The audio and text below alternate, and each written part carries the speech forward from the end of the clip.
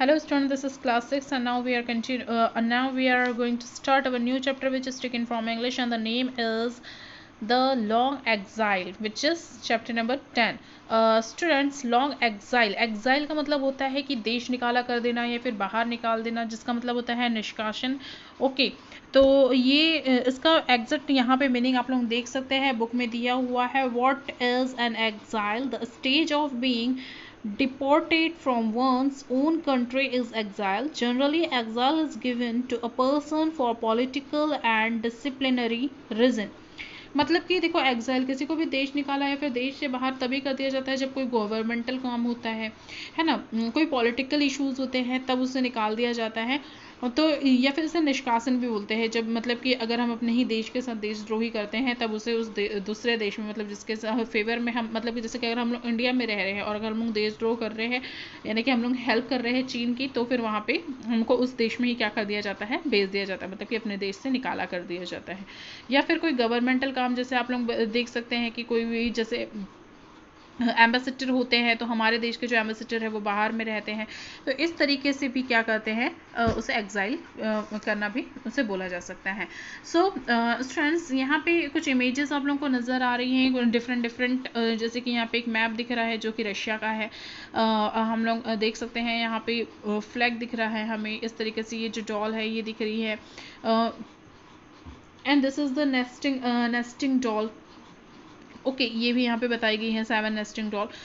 इस तरीके से यहाँ पे आप लोग एक ऑफिशियल व्यू देख सकते हैं कि किस तरीके से एक बैक में एक ऑफिस है, मतलब ये भी रशिया से रिलेटेड है, और ये एक डांस है वहाँ का फेमस. तो आप लोगों को इसको देखना है और आप लोगों को इसको आइडेंटिफाई करके ये बताना है कि ये पर्टिकुलर किस जगह का है. बट एक्चुअली मैप देख के मैंने आप लोगों को ऑलरेडी बता दिया है कि this is from the Russia. Okay, तो ये जो स्टोरी है यहाँ पर, ये स्टोरी भी हम लोग रशिया की ही पढ़ने वाले हैं. So the Leo Tolstoy short story the long exile. तो ये जो टॉल्स्टॉय है इनकी ये शॉर्ट स्टोरी है the long exile is a story about a man named Ivan Aksionov. तो ये जो स्टोरी है ना स्टूडेंट्स, मतलब कि ये शॉर्ट स्टोरी है जिसे लिखा है किसने, लियो टॉल्स्टॉय ने. और ये एक पर्सन है जिसका नाम है, किसकी स्टोरी है ये, इवान ऑक्सिनोफ की स्टोरी है. Who was wrongfully imprisoned after being framed for the murder and robbery. देखो भाई, ये जो इवान एक्सिनोफ था ना, इससे पुलिस ने मतलब कि wrongfully यानी कि गलती से, उसकी बेचारे की कोई गलती भी नहीं थी, बट उसे इम्प्रिजोन कर दिया गया था. उसे मतलब कि उसे अपराधी घोषित कर दिया गया था, और मर्डर और रॉबरी के केस में. So it is a culture portrait of the author's homeland of Russia. अब हम लोग यहाँ से स्टोरी शुरू करते हैं. So let's begin from here. In the town of Vladimir lived a young merchant named Ivan Dmitrich Aksionov. तो यहाँ पे एक पर्सन था, कौन, इवान डिमिट्रिच एक्सिनोव, जो कहाँ पे रहता था, व्लादिमीर में रहता था. He had 2 shop and a house of his own. तो इसकी 2 शॉप थी और इसका खुद का एक घर भी था. भाई देखते हैं आगे में अब क्या होता है. So Aksionov was a handsome fair haired curly headed fellow full of fun and very fond of singing. तो ये जो एक्सिनो था ना, ये बहुत अच्छा दिखता था, लुक वाइज बहुत काफ़ी अच्छा था, फेयर था, कर्ली हेयर थे उसके, एंड बहुत ही फ़नी टाइप का इंसान था, मजाकिया जैसे हम लोग बोलते हैं, एंथोजियास्टिक बोल सकते हैं ऐसे, उमंग से भरा, and very fond of singing. और अक्सर ये मतलब जो गाने हैं, गाने का उसको क्या था, शौक था. One summer Aksionov was going to the Nizhny fair, मतलब कि उसे एक नाइजेनी फेयर में जाना था. So when he had travelled half, क्योंकि ये एक मर्चेंट था, है ना, तो उसे उस फेयर में जाना था ताकि वो अपना जो सामान है उसे सेल आउट कर सके, तो वो निकलता है. So he had travelled half way he meet the merchant whom he knew, and they put up at the same inn for the night. They had some tea together and then went to bed at adjoining rooms. तो जब वो रास्ते से जाते रहता है ना, तो उसे उसी रास्ते में जाता हुआ एक मर्चेंट भी मिलता है जो उसी के साथ वो उसको क्या कर लेता है, अपने साथ में ले लेता है और सेम इन में रुकता है। इन मतलब होता है शराय या फिर आप उसे एक होटल बोल सकते हो। तो उसी वहाँ पर भी वो उस एक रूम में दोनों रुक जाते हैं, दोनों रात में बैठ के चाय पीते हैं और दोनों के जो बेड रहते हैं, रूम के जो बेड रहते हैं, रूम में जो बेड रहते हैं वो एडजॉइनिंग मतलब कि एक दूसरे के बेड से लगे हुए रहते हैं। तो उन लोग वहीं पर अपनी जो रात है उसको गुजारते हैं। So it was not the Aksionov's habit to sleep late and wishing to travel while it was still cool. He aroused his driver before dawn and told him to put in the horses. सो यहाँ पर जो एक्सिनोव था उसकी habit नहीं थी कि वो बहुत देर तक के सोए, इसलिए उसकी वो विश थी कि वो जो जितना भी जो सफ़र है वो ठंडे टाइम पे ही कर ले। मतलब कि जब मौसम जो कूल रहता है, क्योंकि ये समर का टाइम था तो जो मौसम कूल रहता है तभी वो पूरा अपना जो सफ़र है वो कर ले। इस वजह से वो अपने जो ड्राइवर को क्या करता है, अराउस्ड मतलब होता है स्टूडेंट्स वो कब मतलब कि अपने ड्राइवर को वो उठाता है और बोलता है कि सवेरा होने से पहले वो क्या कर ले, घोड़े लेके मतलब कि जो उसकी घोड़ा गाड़ी है, हॉर्स कार्ट है, उसको लेके वो निकल ले।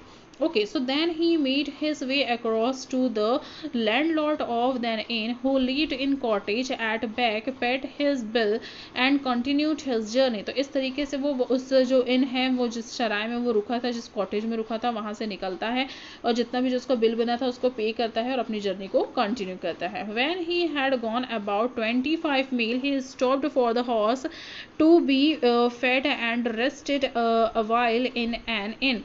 तो भी जैसे ही वो 25 मील पहुंचता है, वो अपने जो हॉर्सेस रहते हैं उनको भी रेस्ट करने के लिए वहाँ पे रोक देता है और एक इन में खुद भी रुक जाता है। सडनली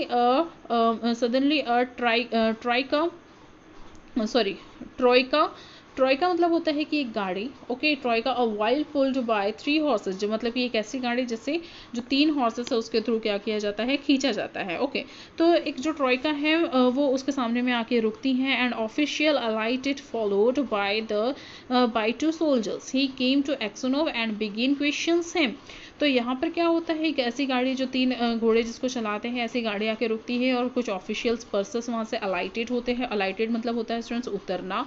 और एंड फॉलोड बाय 2 सोल्जर, और एक ऑफिसर वहाँ से निकलता है जिसे 2 सोल्जर फॉलो कर रहे थे। ही केम टू ऑक्सिनोव, और वो ऑक्सिनोव के पास आते हैं and began to question him, और उससे क्वेश्चन पूछना शुरू करते हैं।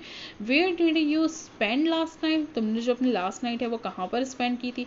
वेयर यू अलोन और विथ फेलो मर्चेंट, क्या तुम अकेले थे या तुम्हारे साथ कोई और भी मर्चेंट, तुम्हारे जैसा जो व्यापारी है वो था। Did you see the other merchant this morning, क्या तुमने किसी अदर मर्चेंट को यहाँ पे देखा, क्या तुमने किसी और मर्चेंट को देखा इस मॉर्निंग में। Why did you leave the in before don, क्यों तुम उस शराय को जहाँ पर तुम रुके थे उसको सवेरा होने से पहले ही छोड़ चले आए, ऐसा क्यों हुआ। Axionov wondered why he was asked all these questions, but he described all that had happened and then added, why you cross-question me as if I were a thief or robber. तो यहाँ पे जो एक्सिनोव है वो बहुत ज़्यादा wonder हो जाता है, आश्चर्य हो जाता है, भाई ये इतने सारे क्वेश्चन मुझसे क्यों पूछ रहे हैं। वो सबको डिस्क्राइब करता है, बताता है उन सबके आंसर और बोलता है हुआ क्या है। एंड देन एडेड, और फिर बाद में वो बोलता है why do you cross questions, क्यों आप लोग मुझसे इतना क्रॉस क्वेश्चन कर रहे हैं। हाँ, if I were a thief, क्या मैं कोई थीफ हूँ, चोर हूँ, और अ रॉबर, क्या मैं कोई डकैत हूँ, डाकू हूँ। I am travelling on business of my own, मैं तो अपने बिजनेस की वजह से ट्रैवल कर रहा हूँ। The official said, I am the police officer of this district, and the merchant with whom you spent last night has been found with his throat cut. We must search your things. तो यहाँ पे जो officer है वो बोलता है भाई हम ऑफिशियल लोग हैं, है ना, और मैं एक पुलिस ऑफिसर हूँ इस डिस्ट्रिक्ट का। जिस मर्चेंट के साथ तुम लास्ट नाइट स्पेंड किए थे उसका जो गला है वो कटा हुआ हमें मिला है। विथ हिज थ्रोट मतलब कि गला, तो उसका जो गला है वो हमें कटा हुआ मिला हुआ है। तो इस तरीके से मतलब कि उसका जो गला है वो कट चुका है। So we must search your things, इसलिए हमें तुम्हारी जो सामान है उसकी तलाशी लेनी होगी। The soldiers and police officer unstrapped मतलब होता है स्टूडेंट्स खोलना, मतलब जितना भी जो उसका सामान था उसको ओपन करना। Axionov's luggage, remember this the spelling of luggage, okay, don't be confused, and searched it. Suddenly the officer drew a knife out of a bag whose knife is this? तो भाई ये जो सोल्जर है वो उसका जो Aksionov है उसका पूरा सामान अनस्ट्रप्ड करने लगते हैं, ओपन करने लगते हैं, उसके लगेज को उसके जो लगेज रहता है उसको सर्च करने लगते हैं और सडनली उनको क्या मिलता है, उसके लगेज में से एक नाइफ मिलता है, एक चाकू मिलता है और ये जो पुलिस ऑफिसर है वो पूछता है हुज नाइफ इज दिस, मतलब कि ये किसका चाकू है। Aksionov looked and see a blood stained knife taken from his bag. जो एक्सनोस है वो देखता ही रह जाता है कि मतलब किस तरीके से ये ब्लड से भरा हुआ, खून के धब्बों से भरा हुआ ये जो चाकू है वो उसके बैग में आ गया। ही वॉज फ्रेटेंड, वो बहुत डर जाता है। He tried to answer but could hardly utter a word and only stammered, I don't know, not mine। तो यहाँ पे वो बहुत ज़्यादा डर जाता है और घबराते हुए, बहुत ज़्यादा स्टैमर्ड करते हुए, वो घबराते हुए हकलाते हुए बोलता है I don't know, not mine, ये मेरा नहीं है। Then the police officer said, this morning the merchant was found in bed with his throat cut। Police officer बोलता है कि आज सुबह एक जो मर्चेंट है हमको गला, मतलब जिसका गला कट चुका है, इस स्थिति में हमको ये मिला है। You are the only person who could have done it, और तुम ही वो एक अकेले पर्सन हो जो ये सब कर सकते थे। The house was locked from inside, जो हाउस है वो भी बाहर से बंद है। And no one else was there, और कोई भी वहाँ पर नहीं है। एक्सिनोस श्योर मतलब कि अब वो कसम खाता है।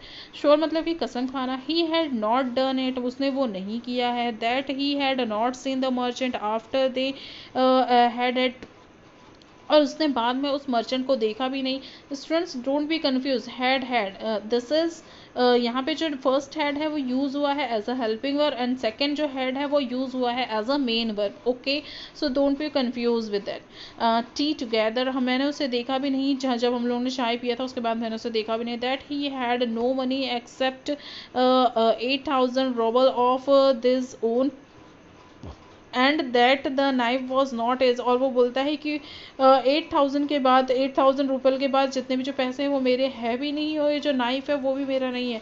But his voice was broken, लेकिन वो फिर भी ना बहुत ज़्यादा घबरा रहा था। ही इज फेस पेल, उसका जो फेस है वो पीला पड़ चुका था। And he trembled with fear as though he was guilty, और वो मतलब इस तरीके से घबरा रहा था, इस तरीके से कांप रहा था कि जैसे, और बहुत ज़्यादा डर रहा था जिस तरीके से, और बहुत ज़्यादा गिल्टी हो गया था कि उससे मतलब ऐसा लग रहा था कि ये जो अपराध है ये उसने ही कर दिया हो। इस तरीके से वो बहुत ज़्यादा गिल्टी भी हो रहा था। The police officer ordered the soldier to bind Aksionov and put him in the cart. तो ये जो पुलिस ऑफिसर है वो ऑर्डर करता है अपने सोल्जर को कि भाई इसे बांध दो और कार्ट के अंदर में ले आओ। And they tied his feet together and flung him into the cart. इस तरीके से वो सोल्जर्स ने उसके दोनों पैरों को बांध दिया और उसे फ्लंग कर दिया। फ्लंग मतलब कि फेंक दिया उसके कार्ट में। एक्सिनोस वेप्ट, जो एक्सिनोस है वो बहुत रोता रहा। His money and goods were taken from him, उसका जितना भी जो सामान था, मनी था, वो उससे ले लिया गया। And he was sent to the nearest town and imprisoned there, और यहाँ पे उसको क्या कर दिया गया, जो नियर में जो टाउन था उसमें ही कैदी बना के रख दिया गया। Then the trail came on. He was charged with murdering a merchant from Ryazan and robbing him of 20,000 rouble, और उस पर साथ ही साथ ये चार्ज लगा दिया गया कि उसने एक मर्चेंट का मर्डर किया है और साथ ही साथ उससे 20,000 रुपीज़ भी उसके चोरी किए हैं, डकैत किए हैं। Now Aksionov lords all hope, अब जो एक्सिनोस है उसने पूरी अपनी उम्मीद को खो दिया था। It seems that only God can know the truth, और वो मतलब कि उसे ऐसा लगता था कि सिर्फ जो गॉड है, जो भगवान है, वही सिर्फ ये सच जानता है, क्योंकि उसने ऐसा कुछ नहीं किया है। It is to him alone I must appeal and from him alone except mercy. तो अब वो मतलब कि अब उसके पास सिर्फ भगवान से दया करने के, सिर्फ गॉड से दया करने की उम्मीद के अलावा और कुछ बचा नहीं था। For 26 years Axenos live as a convict, and convict मतलब होता है अपराधी, in a Siberia, और यहाँ जो साइबेरिया है उसकी जेल में उसको 26 ईयर हो चुके थे। His hair turned white as snow, अब जो उसके जो बाल है वो भी जो बर्फ है उसके जैसे सफ़ेद हो चुकी थी। And his beard grew long, और जो उसकी जो beard है, जो दाढ़ी, beard that means दाढ़ी जो है वो क्या हो गई थी स्टूडेंट्स, लॉन्ग हो गई थी, ग्रे हो गई थी, थिन पतली भी हो गई थी, and grey all his mirth, all mirth मतलब होता है स्टूडेंट्स खुशी, जितनी भी जो उसकी मिर्थ थी, जितनी भी उसकी खुशी थी, वेंट वो सब चली गई थी। He stopped, he walk slowly, वो मतलब बहुत खामोश रहता था, वो चुप धीरे से चलता था। स्पोक लिटिल, बहुत कम बातें करता था। And never laugh but he often prayed, और वो हंसता भी नहीं था, कभी हंसता भी नहीं था, और अक्सर प्रेयर करते रहता था। ओके, सो द प्रिजन जो कैदी रहते हैं, authorities like Aksionov for his meekness, तो इसके इस बिहेवियर के लिए ना, क्योंकि ये बहुत ही पोलाइट पर्सन था, है ना एक्सनो, वहाँ पे रह के मतलब उसको अलग सा फील होता था, तो इसके वजह से वो बहुत ज़्यादा पोलाइट हो गया था, बहुत कम बातें करता था, सिर्फ लिमिट में ही बातें किया करता था। इस वजह से जो अलग प्रिजन्स रहते थे ना, वो उसको बहुत ज़्यादा पसंद करते थे। And his fellow prisoners respect him, they call him grandfather and the saint, और जो अनदर जो प्रिजन्स थे वो उसको या तो ग्रैंडफादर बोलते थे या सेंट, मतलब कि जो संत होते हैं वो बोलते थे। So when they wanted to request the prison authorities about anything, they always meet Axenos their spokesman, और इस तरीके से जो जितने भी जो प्रेजेंस रहते थे, अगर उनको कुछ बुलवाना होता था या फिर कुछ बोलना होता था लंच वगैरह से रिलेटेड या फिर कोई सफाई वगैरह से, क्लीनिंग से रिलेटेड, तो वो इससे ही मतलब कि एक्सनोव को ही स्पोकमैन के जैसे या फिर लीडर के जैसे उसे ही बोलते थे। तो ये जो एक्सनोव था वही जो इन लोगों की बात है वो आगे ऑफिसर्स के सामने रखता था। And when there were quarrels among the prisoners, they come to him to put things right and to जज द मैटर, और इस तरीके से अगर कुछ कैदियों के बीच में जब लड़ाई भी हो जाती थी तो वो उसको शांति भी कराता था, शांत भी करवाता था और राइट जजमेंट भी करता था। One day a fresh gang of convicts came to the prison, अब इस तरीके से क्या हुआ, उस प्रिजन में, उस जेल में कुछ फ्रेश गैंग आए, कुछ कन्विक्ट्स मतलब कि और कैदी आए जो यंग थे। In the evening the old prisoners collected around the new ones and asked them what they were sentenced, sentence मतलब होता है क्या सज़ा है, पनिशमेंट बोल सकते हैं आप इसको, सज़ा बोल सकते हैं। तो भाई अब जब न्यू गैंग आया तो ये दोनों क्या करने, मतलब कि दोनों ग्रुप, मतलब जो पुराना ग्रुप था और न्यू ग्रुप क्या करने लगे, एक दूसरे के साथ कनेक्ट हुए और बातें करने लगे कि किसको क्या क्या सज़ा मिली हुई है। So one of the new convict, a tall, strong man of 60, was telling the others what he had been arrested for. तो यहाँ पर एक जो मैन था जो बहुत ही लंबा था, स्ट्रॉन्ग था, अच्छा 60 ईयर का था, वो बताने लगा भाई अपने बारे में। And he had been arrested for, उसको भी वो बता रहा था कि उसको अरेस्ट कर लिया गया। Well friend he said I only took a horse, वो बता रहा था कि उसको क्यों मतलब कि अरेस्ट कर दिया गया, तो वो बता रहा था वेल फ्रेंड ही सेड, उसने बोला कि I only took a horse that was tied to a sledge, मतलब कि वो बोल रहा था कि एक स्लेज से भरा, एक स्लेज जो था खुटी थी उससे एक जो हॉर्स था वो बंधा हुआ था। And I was arrested and accused of stealing, तो मैंने क्या कर लिया, मैंने उसको चोरी कर लिया, है ना। एक्यूज मतलब कि a person who is blame for the doing something wrong, तो उसको मैंने क्या कर दिया, स्टेलिंग, और बस मैंने उसको छीन लिया जहाँ पे वो हॉर्स बंधा हुआ था। तो इन लोगों ने मुझ में एक्यूज मतलब कि चोरी का और चोरी का क्या कर दिया, इल्ज़ाम लगा दिया, है ना। स्टेलिंग मतलब कि चोरी का। बट हाउ और where I stole it, but क्या कोई मुझे बता सकता है मैंने उसको कहाँ से चोरा। दे could not say, उन लोग मुझे ये बता ही नहीं रहे। I once really did something wrong, हाँ मैंने एक बार बहुत ज़्यादा गलत किया था। And should have come here long ago, और मुझे बहुत पहले ही यहाँ पर आ जाना चाहिए था। But that time I was not found out, but इस टाइम तो मैंने कुछ wrong नहीं किया है। I have been sent here for nothing at all, मुझे यहाँ पर भेज दिया गया बिना किसी गलती के। Where are you from, asked someone, तो अब उससे किसी ने पूछा तुम कहाँ से हो। From Vladimir, my family are of that town, my name is Makar and they also call me Semyonich. तो ये जो पर्सन है जो 60 ईयर ओल्ड था वो बोलता है कि मैं व्लादिमीर से आया हूँ, मेरी खुद की फैमिली है और मुझे कुछ लोग मतलब कि सैमिक नाम से भी बुलाते हैं और मेरा नाम मैकर है। So Aksionov asked, tell me Semyonich, do you know anything of the merchants Aksionov और Vladimir, are they still alive. तो एक्सिनोव है वो व्लादिमीर का नाम, जैसे ही व्लादिमीर शहर का नाम आता है तो उससे सेमुनिक से पूछता है, सेमुनिक क्या तुम जानते हो वहाँ पर किसी मर्चेंट को, क्या वो अभी भी जिंदा है। Know them of course, know them, of course I do, हाँ हाँ मैं जानता हूँ, बिल्कुल मैं जानता हूँ उसे। तो their father is in Siberia, उसका जो फादर है वो साइबेरिया में है। A sinner like ourselves, वो एकदम मतलब कि एक पापी है। It seems as for you grand grandad how did you come here, जैसे कि मतलब वो एक पापी है और वो लगभग तुम्हारे ही जितना बड़ा होगा। तो वो जो वो 60 ईयर ओल्ड पर्सन है बोलता है ग्रैंडेड तुम यहाँ पे क्या कर रहे हो, आप यहाँ पे कैसे आए। So Aksionov did not like to speak of his misfortune, but जो एक्सनोव था वो बिल्कुल भी नहीं बताना चाहता था, मतलब कि बिल्कुल भी उसे पसंद अच्छा नहीं लग रहा था कि वो अपने बारे में जो मिसफॉर्चून उसके साथ हुआ है, बेचारा बेवजह जो है वो जेल में था, तो ऐसा कुछ बताने में उसको अच्छा ही नहीं लग रहा था।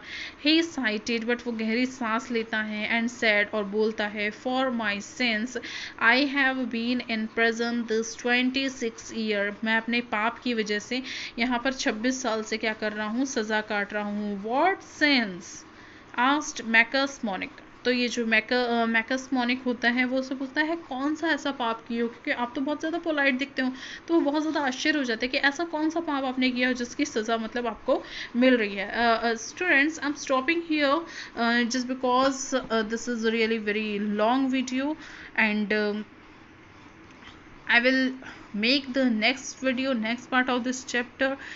While the watching video, while the reading book, reading this lesson, if you will face any problem, any query, so you have to mention on my comment box. Okay. So see you soon with the next part of this chapter. Till then, take care. Bye bye.